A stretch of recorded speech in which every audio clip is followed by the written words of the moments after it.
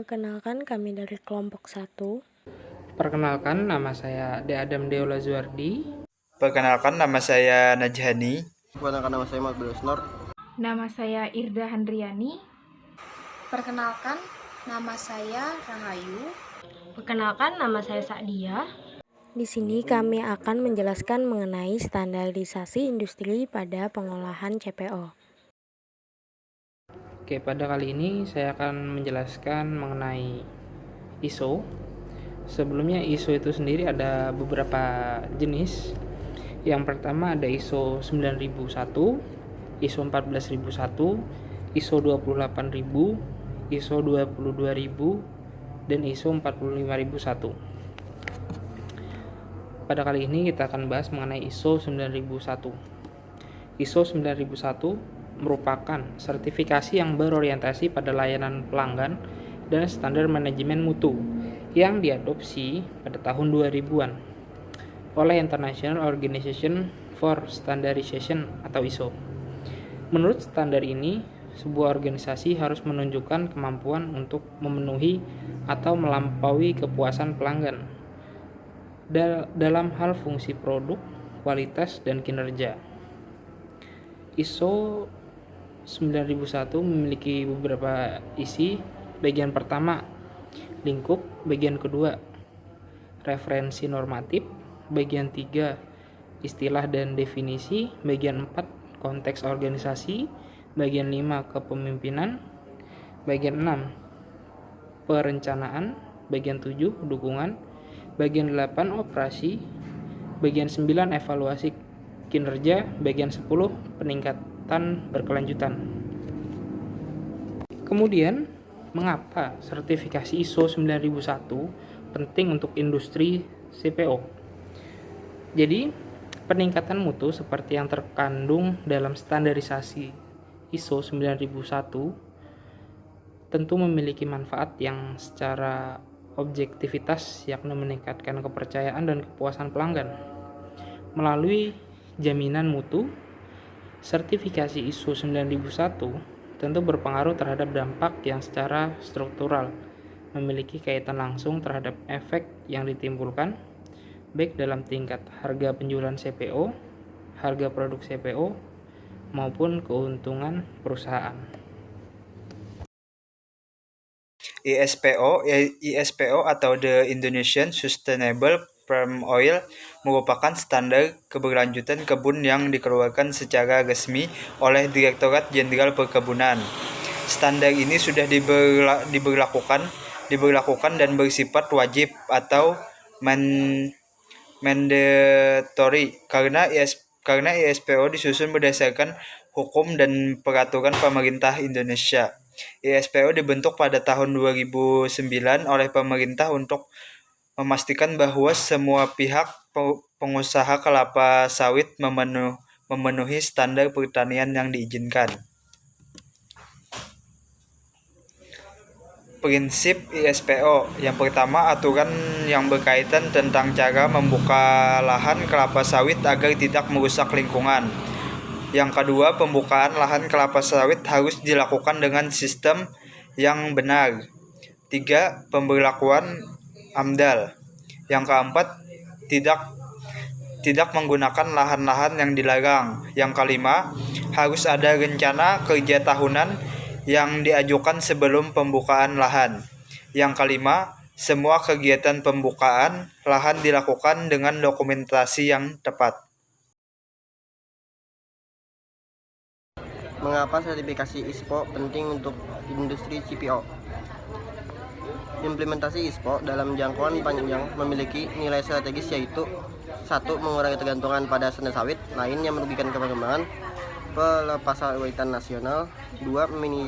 Meminimalitas citra negatif sekaligus membangun citra positif berkebun sawit nasional terhadap pembeli.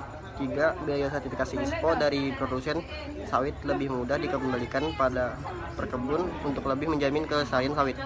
Terima kasih. RSPO atau Rentable and Sustainable Palm Oil merupakan asosiasi nirlab yang menyatukan para pemangku kepentingan dari tujuan sektor industri minyak sawit. RSPO bersama pemangku kepentingan bertujuan untuk mengembangkan dan mengimplementasikan standar global untuk minyak sawit berkelanjutan. Adapun prinsip dari RSPO ini yang pertama, komitmen terhadap transparansi LSM. Yang kedua, kepatuhan terhadap hukum dan peraturan yang berlaku. Yang ketiga, komitmen terhadap kelayakan keuangan dan ekonomis jangka panjang. Yang keempat, penggunaan praktik terbaik yang tepat oleh perkebunan dan pabrik. Yang kelima, tanggung jawab lingkungan dari konservasi sumber daya dan keanekaragaman hayati. Yang keenam, pertimbangan bertanggung jawab atas pegawai serta individu dan komunitas yang terkena dampak oleh perkebunan dan pabrik. Yang ketujuh, pengembangan perkebunan baru yang bertanggung jawab. Dan yang kedelapan, berkomitmen terhadap peningkatan terus-menerus dalam bagian-bagian utama aktivitas. Mengapa sertifikasi RSPO penting untuk industri CPU? Yang pertama, berdasarkan sudut pandang perusahaan, yaitu satu, mampu berdaya saing dengan negeri lain karena sudah sesuai dengan standar global dalam ekspor CPU. Yang kedua, harga jual yang lebih tinggi atau premium. Yang ketiga, meningkatkan kredibilitas perusahaan. Yang keempat, efisiensi operasional perusahaan. Yang kelima, kinerja perusahaan jauh lebih baik. Adapun berdasarkan sudut pandang perkebunan sawit swadaya, yang pertama, karena minyak sawit dapat dijual ke perusahaan besar karena standarnya sudah sama dengan hasil perusahaan perkebunan. Yang kedua, harga jual yang didapatkan lebih tinggi. Dan yang ketiga, hasil produksi cenderung meningkat. Standar pengelolaan lingkungan. Standar pengelolaan lingkungan pada produksi CPO menstandarkan tindakan organisasi agar dilakukan pembenahan. Salah satu standar yang memanajemen mengenai pengelolaan lingkungan yaitu ISO 14001 banding 2004, ISO 14001 banding 2004 adalah sebuah proses kelayakan suatu organisasi, bisnis, atau perusahaan dalam menunjukkan tanggung jawab terhadap lingkungan. Mengapa standar pengelolaan lingkungan penting di industri CPO?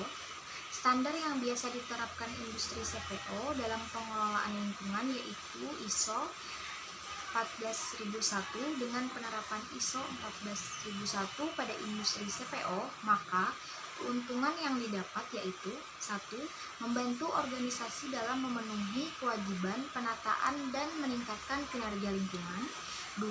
Mengendalikan atau mempengaruhi cara produk dan jasa organisasi didesain, diproduksi, didistribusikan, dikonsumsi, dan dibuang dengan menggunakan perspektif daur hidup yang dapat mencegah dampak lingkungan tidak diinginkan berpindah ke tempat lain.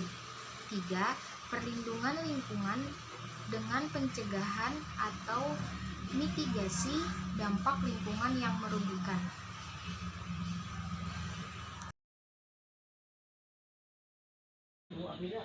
ISCC atau International Sustainability and Carbon Certification merupakan sertifikasi pertama bertaraf internasional untuk membuktikan sustainability, traceability, dan juga penghematan dari efek gas rumah kaca untuk segala jenis produksi biomasa. Kriteria dari ISCC itu ada 3, yaitu yang pertama ada persyaratan mengenai sustainability, kemudian ada persyaratan mengenai reduksi emisi gas rumah kaca, yang ketiga ada persyaratan mengenai traceability.